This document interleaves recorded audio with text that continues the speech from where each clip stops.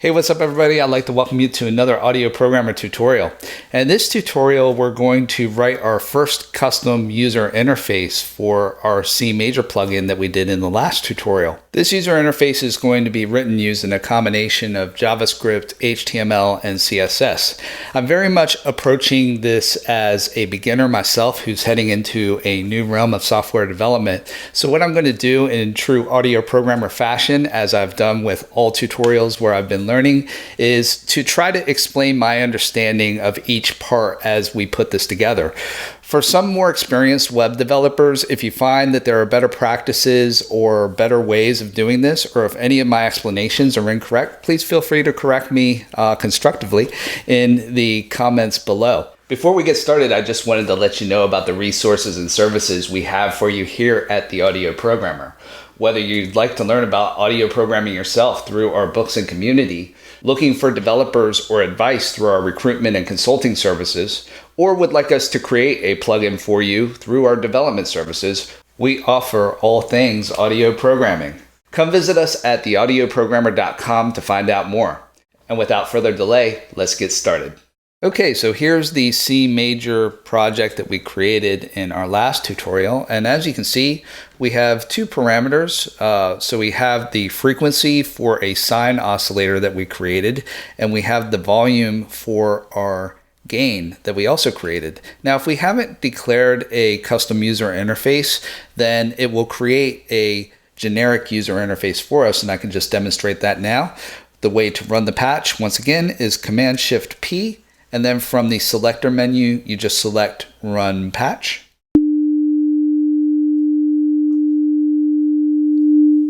And as you can see, there is a generic user interface that Cmajor has created for us with a frequency and a volume parameter. Okay, so that's the generic user interface. But what if we want a custom user interface? Well, this is what we do. The first thing that I like to do when I'm looking for information like this is look at the documentation. So as we can see, there are some documentation here in the Cmajor docs where it shows us that in order to create a view, we need to use this syntax that is in our Cmajor patch file. So what I'm going to do is I'm just going to copy all of this. So we need to declare this view here. And then what I'm going to do is go to our Cmajor patch. And one of the important things here is you need to put a comma here to let your Cmajor patch know that there's more information to come. And then I'm going to paste this information in here, correct the syntax, make it like this. I'm going to make the window a little bit smaller, so maybe 400 by 400 pixels. The src is where we're going to actually put the user interface file. So I'm going to put, rather than calling this patch GUI, so this is going to be a folder called patch GUI. Instead of calling it patch GUI, I'll just simplify this by calling it view. And then the actual name of the file for the JavaScript has to be index.js. So the way that we will do this is we're just in our folder here where our Cmajor project is, and I'm going to create a new folder. And I will just call that view. Okay. Then inside here, I will create a new file, and I will just call that index.js, like that. So here I'm going to make things a little bit more direct for people who may just be starting off with their first software development project. We have our project called My First Cmajor Plugin. We click in here, and here are our project files. So we have the .cmajor file and the .cmajor patch file. So these are in the same directory. And then what you need to do when you're creating your view is that needs to be what they call a relative path to where the .cmajor patch file lies. So in this case, view is in the same directory as the .cmajor patch, and then inside view is index.js. So I know that that may be something that most people already know, but these are the little parts of software development that people don't really explain and assume that you know. So I hope that that was helpful for some people. Okay, so here we are in our index.js file that's completely blank, and the question is, what do we write next to get this custom user interface going? So one thing that I will say is if you're using the Visual Studio Code extension, that when you create a new Cmajor project, that it will give you some helper functions and the basic framework around what you need to write your own custom user interface. However, for learning, I think that it's better if we start from a blank slate and we just bring in each piece part by part and do a little explanation where everything is coming from and why we're writing it. And I find that that's a little bit more effective for learning how all of these parts fit together. So for the next step, we're going to return back to the Cmajor documentation. And what I'm going to do is simplify and provide my best layperson's explanation for what they have said here. So the first sentence says, we expect a patch to provide a web component for its user interface. So that just means that we're going to write some custom JavaScript, HTML, and CSS is going to define what the user interface is going to look like and what the interactions are going to be like. Okay, this is going to be inside what's called an HTML element object. So we're going to inherit from HTML element, and that's where we're going to actually define what our user interface is going to look like. For people that would like to know, HTML element is a class that is within the Mozilla Web APIs. So this is the documentation and the APIs that people use to create websites. And that's where we're getting this HTML element from. Skipping down to the code for a moment, we see that we have two functions. One is this, looks a little bit wordy, export default function create patch view. And then what it does is it returns a my amazing patch view. Above that, we see that we have a class that we've called MyAmazingPatchView, and that it extends or it inherits HTML element. So this is what the web component is going to be. It's going to be this HTML element. Inside of this, we're going to create our JavaScript, HTML, and CSS. So all of our user interface code is going to go inside this class. And then what happens is that when the Cmajor patch initializes, so when you first open a Cmajor patch, what it does is it looks to create this patch view that in turn creates and defines what your user interface is going to look like, and then it displays it on the screen. Okay, so think of this function as what you would get with Create Editor if you were in the Juice world, right? So essentially what happens is everything initializes, then it says, okay, I'm going to create this, I'm going to create my user interface now, and that's where it returns the definition of what our user interface is going to look like inside of here. Okay, now there's this other part that's called a patch connection. Going back up to the documentation, it says that the function that we provide will provide a patch connection object. So patch connection is the connection between your user interface parameters and the parameters that are inside your Cmajor patch. Okay, so as I was saying before, going back to the code for a moment, here in Cmajor, the only thing that outside code can see are your endpoints. The endpoints in this case are the oscillator frequency and the gain volume. So that's the only thing that anything from the outside can see. So now we have this patch connection object that is going to take those endpoints from your Cmajor patch, and we can use the patch connection to connect that with the parameters or the sliders, the dials, or the boxes that we create in JavaScript. Okay, so that's the actual connection point. So it's essentially the equivalent to an audio processor value tree state if you're coming from the Juice world. So let's go back to the documentation, and we have these two functions, and we're just going to copy those, and we're going to put those into our index.js. Okay. So what we have here is this function that's going to call when the C major patch is first initialized, and then it's going to return an instance of the My Amazing Patch view. And then inside here is where we're going to define what the user interface is going to look like and interact like. And I'm just going to simplify this. So this My Amazing Patch view, we can just call it whatever we want. In this case, I will just call it view. I'm going to capitalize it since it's a class. And then I need to make sure that I correct it here. So this is our class. And then this is what actually creates an instance of that user interface class and provides it with this patch connection object, which is the connection that links the elements that we're going to create in our user interface with the endpoints or the parameters that we have within our C major patch. So there is actually another function that we need to put in here that's very easy to miss because it doesn't seem to be in the C major documentation, but if we don't have it, then our user interface won't work properly. So this is a function that essentially registers our custom HTML element with our window.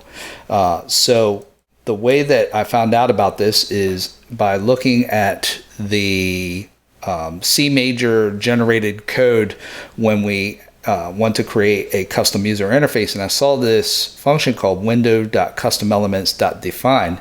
And so let's create that right now, and then I'll go back and I will show what that actually means. So it's called window.customelements.define. The first parameter is just a name that we give it, so I will just call this view. And then the second argument that we need to give is what the actual custom element is, which in this case is the class that we've created called view with a capital V. Okay, so what is this? So if we go into the web API documentation, once again, this is something that I'm just learning about myself and trying to get a better understanding of. So window is a interface that contains the DOM object. DOM stands for Document Object Model, and that's just a definition of how our user interface is laid out. So the window is what contains that, and it's a object that we can invoke functions on. And then we have this custom elements.define, which allows us to register the custom elements that we create with our window. So when our window looks for our object called view, it knows what we're talking about. So that's what we need to do there in creating this function called window.customelements.define. Okay, one little correction that I'm going to make is that it seems in testing this that view may be having some type of name conflict or might be a reserved word. So I'm going to just change this to my-view. And just to future-proof this, I'm actually going to change the class name to my-view as well, just so we don't get any name conflicts in the future as well. So it just seems like in some cases that view may be some type of reserved word in the web APIs. So just a little correction there just to make sure that we don't get any name conflicts. Okay, so the next step that we're going to do is start filling out what we want my view to actually look like and start filling out this class. So just to precede this once again with, I'm sure that there are going to be other experienced developers who are more experienced in JavaScript and web dev than myself. And if you have suggestions on how to do this differently or how to improve our approach here, please feel free to suggest them. I'm trying to become a better developer, and I'm sure other people viewing this video are going to want that as well. So please feel free to suggest any improvements in the comments below. So with that being said, the first thing that we're going to do is we're going to create a constructor. So that's what's going to be first called when an instance of my view is created. Now we can see down here below that we have this function called create patch view, and that we pass in this patch connection object that I was discussing earlier. And so when we create an instance of MyView, we're passing in the patch connection object. So when we create our constructor, we want to pass in that patch connection object. Okay, so we're going to use that a little bit later. The next thing that we're going to do is use this keyword called super. Super, from my understanding, is a way that we're able to access the methods from the parent class, in this case, which is HTML element. So now we can access the functions from HTML element for anything else that we may want to do a little bit later. Another thing that I understand that super allows us to do is to use the this keyword. So this is referring to this instance of the class of that we've called MyView. And what we're going to do is we're going to create a this.patch connection, and we're going to make it equal to the patch connection object that we're passing in. Now, some people who are just starting off may say, well, why are you doing that? So what this allows us to do is to be able to use patch connection throughout our class. So let's say that I have a method a little bit later that I call foo, and that I want to now do something. Maybe I want to find these parameters that we've called frequency in and volume. Now, I can't just say just patch connection, okay? Because patch connection is just local to the constructor. What I need to do is say this.patch connection. Okay, and that's what allows us to be able to access patch connection throughout our class. The next thing that we're going to do is create a place where we can actually write our HTML and CSS code.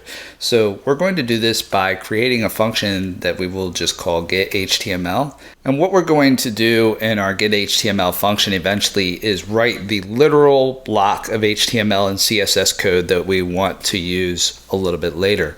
So we're going to want this to return a literal block of HTML and CSS. The way that we do this is by using these backtick, which are kind of like double quotes.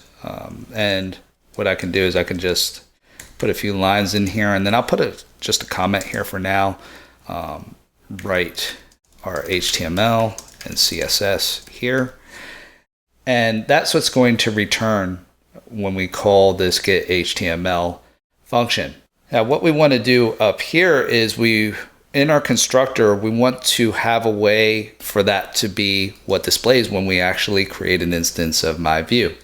The way that we do this is by using a property of HTML element called inner HTML. Okay, so inner HTML just means the HTML that displays normally when you call an instance of MyView. And so what I could do is I could use that property, this.innerHTML, and what I can do is I can set that to the HTML that I want to have displayed. And that's how we do that.